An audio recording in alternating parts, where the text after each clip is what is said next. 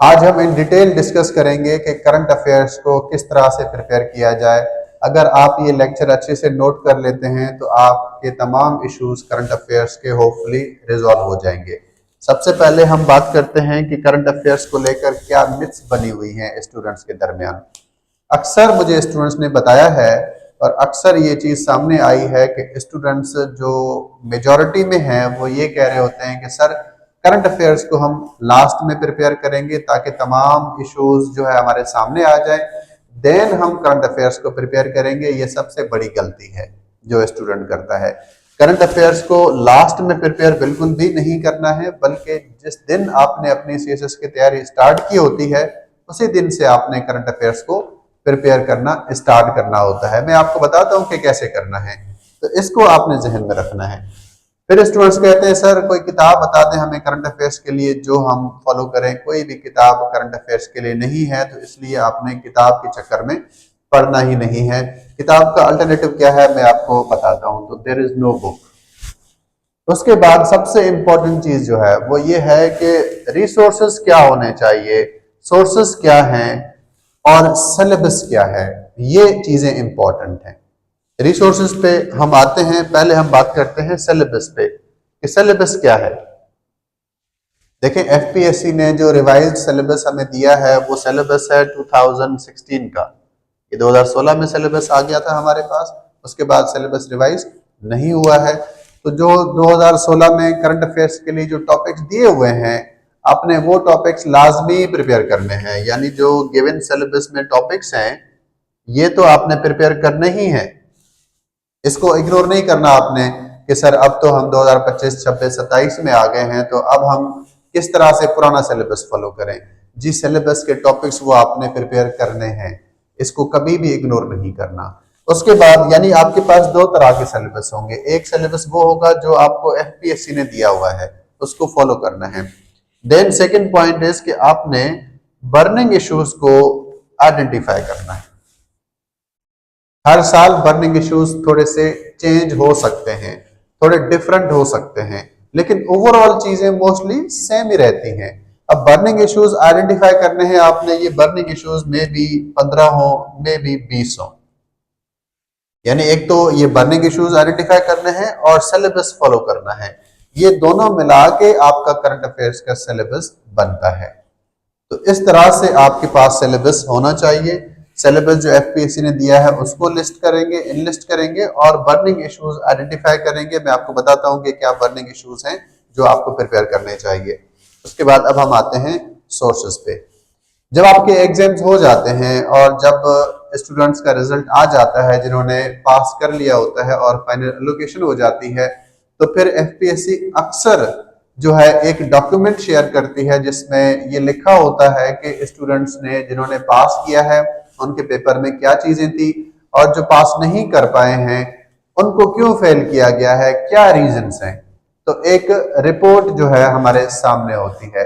अगर हम examiner report को पढ़ें, उसको समझें और उसको एनालाइज करें तो हमें दो चीजें तो बिल्कुल ही सिमिलर नजर आती हैं तमाम एग्जामिनर रिपोर्ट के अंदर। डिफरेंट एग्जामिनर्स ने सेम बात तो की होती है। सबसे पहली बात जो है वो ये की होती है कि स्टूडेंट की जो लैंग्वेज है उसमें बहुत सारे इश्यूज हैं। लैंग्वेज इश्यूज हैं यानी इंग्लिश ग्रामर के इश्यूज हैं। वो जो बात कम्युनिकेट करना चाह रहा है वो कर ही नहीं पाता क्योंकि उसके पास वो इंग्लिश नहीं है। यानी लैंग्वेज का बैरियर स्टूडेंट फेस करता है, पुअर रिटन एक्सप्रेशन है उसका।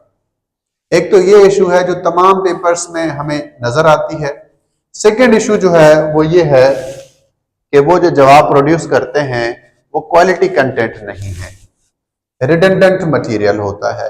ऐसा लग रहा है कि हर किसी ने जो है एक ही सोर्स से अपना सब्जेक्ट प्रिपेयर किया है। ये स्टूडेंट्स जो है इजी टारगेट होते हैं और इजीली ये पेपर फेल कर जाते हैं। बहुत जल्दी इनका पेपर सामने आ जाता है और इजीली ये वाले स्टूडेंट्स माइनस हो जाते हैं लिस्ट में से।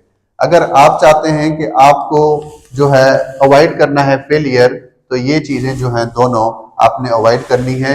एक तो पुअर क्वालिटी नहीं होनी चाहिए और दूसरा लैंग्वेज के इश्यूज आपके नहीं होने चाहिए। सो क्वालिटी मैटर करती है, आपकी पेपर की क्वालिटी अच्छी होनी चाहिए। अब इसके लिए हम बात करते हैं कि आप किस तरह से अपना पेपर डिफरेंट कर सकते हैं। उसके लिए हमें जो है ये देखना पड़ेगा कि हमारे सोर्सेस क्या हैं, किसी भी सब्जेक्ट के लिए हमारे सोर्सेस क्या हैं। देयर आर 12 सब्जेक्ट्स, 12 सब्जेक्ट्स के लिए आपके सोर्सेज अलग होने चाहिए। हम क्योंकि करंट अफेयर्स की बात कर रहे हैं तो हम देखते हैं कि करंट अफेयर्स के लिए आपके सोर्सेज क्या होने चाहिए। सोर्सेज के लिए अगेन ये भी पैनल ने जो चेकर हैं उन्होंने हमें बताया है कि सोर्सेज आपके क्या होने चाहिए। उन्होंने हमें बता दिया है कि सोर्सेज आपके इंटरनेशनल मैगजीन्स और रिसर्च पेपर्स होने चाहिए। यानी उन्होंने खुद हमें बता दिया है कि अगर आप एग्जाम में अच्छा स्कोर करना चाहते हैं, करंट अफेयर्स है तो स्टूडेंट्स इसमें 75 प्लस स्कोर कर जाते हैं क्योंकि वो इस तरह की चीजों को फॉलो करते हैं। तो आपका जो सिलेबस है वो फॉलो करना है आपने, और साथ ही ऑथेंटिक सोर्सेज आपने फॉलो करने हैं। वो भी हमें बता दिए गए हैं कि हमारे ऑथेंटिक रिसोर्सेज कौन से होने चाहिए। ऑथेंटिक रिसोर्सेज के लिए आपने क्या करना है, इंटरनेशनल मैगजीन्स और रिसर्च पेपर्स को फॉलो करना है, जैसे कि foreign policy, foreign affairs, council on foreign relations, IPRI, ISSI। ये ऑथेंटिक रिसोर्सेज होते हैं जो आपने कंसल्ट करने हैं अगर आप अच्छा आंसर प्रोड्यूस करना चाहते हैं। तो वो रिसोर्सेज कंसल्ट नहीं करने जो 97% स्टूडेंट्स ऑलरेडी कंसल्ट कर रहे हैं। अगर आप चाह रहे हैं कि आप इम्पैक्ट क्रिएट करें पेपर में और आपका नाम आए लिस्ट में, तो आपने वो करना है जो 3% लोग करते हैं, वो नहीं करना जो 97% करते हैं। 97% जो कैंडिडेट्स होते हैं वो चाह रहे होते हैं सर इजी चीज कोई बता दें, हमें कोई शॉर्टकट बता दें, कोई ऐसा तरीका बता दें जो हमें करें और हमारा जो है लिस्ट में नाम आ जाए। हम कोई हार्ड वर्क नहीं करेंगे, हम कोई मेहनत नहीं करेंगे। जब भी उनको बताया जाता है कि इतने घंटे लिखना पड़ेगा, ये रिसोर्सेज कंसल्ट करने पड़ेंगे, तो उनका एक ऐसा रिएक्शन आता है जो हम देख के खुद परेशान हो जाते हैं कि ये स्टूडेंट तैयारी भी करना चाहता है, पास भी करना चाहता है, लेकिन इसका माइंडसेट वो क्वालिफाई करने वाला है ही नहीं। अब उसके लिए हम क्या ही कर सकते हैं, हम कुछ नहीं कर सकते, हम सिर्फ उनको राइट डायरेक्शन शो कर सकते हैं कि अगर आप पास करना चाहते हैं तो ये तरीका है, इसको फॉलो करें। अगर फॉलो करेंगे तभी जो है चांस होता है अटेम्प्ट को पास करने का। तो करंट अफेयर्स के लिए ये चीजें आपने फॉलो करनी है। अब हम बात करते हैं कि बर्निंग इश्यूज। बर्निंग इश्यूज आपके हर साल डिफर करते हैं, 15-20 होते हैं। जैसे 2026 के लिए भी इसी तरह कुछ बर्निंग इश्यूज होंगे। 2027 में ये तमाम चीजें सिमिलर होंगी, बस बर्निंग इश्यूज जो है ये 20 हैं, तो समझ लें 7 to 8 नए टॉपिक्स ऐड हो सकते हैं, यही होता है। तो इसलिए आपने पहले सिलेबस को फॉलो करके उसके नोट्स रेडी करने हैं अपने, उसके बाद बर्निंग इश्यूज को प्रिपेयर करना है। बर्निंग इश्यूज हैं जैसे कि Russia Ukraine crisis, Gaza crisis, Hamas and Hezbollah और मिडिल ईस्ट के तमाम कॉन्फ्लिक्ट्स मिडिल ईस्ट के, यानी मिडिल ईस्ट में कोई एक कॉन्फ्लिक्ट नहीं है, बहुत सारे कॉन्फ्लिक्ट्स हैं, वो सारे बर्निंग इश्यूज के अंदर आते हैं। फिर पाकिस्तान और इंडिया के दरमियान जो फाइट्स चलती हैं, ये भी एक बर्निंग इशू के अंदर आ रहा है। अफगानिस्तान का issue, US withdrawal from Afghanistan, post withdrawal scenario, Indo Pacific region.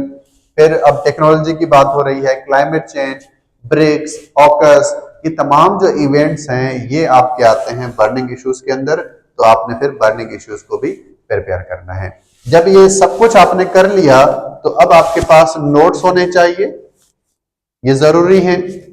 Notes के साथ पास पेपर सॉल्यूशंस भी जरूरी हैं, ये भी आपके पास होने चाहिए। और उसके बाद आप मॉक्स और टेस्ट दें। जब ये तमाम चीजें आप करते हैं तो आपका एक सब्जेक्ट प्रिपेयर होता है।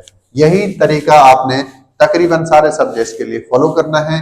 स्पेशली जब रिसोर्सेज की बात आती है तो ऑथेंटिक रिसोर्सेज को आपने कंसल्ट करना है।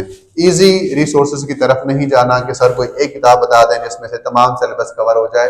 थोड़ी मेहनत करनी पड़ेगी, थोड़ी एफर्ट्स पुट करनी पड़ेंगी, तभी जाके ये एग्जाम आपका पास होता है। अगर ये बर्निंग इश्यूज जो है ये करंट अफेयर्स के लिए आपको चाहिए तो एक PDF डॉक्यूमेंट हमने बनाया हुआ है, वो आप अवेल कर सकते हैं। It is a paid document. मैं नंबर लिख देता हूं,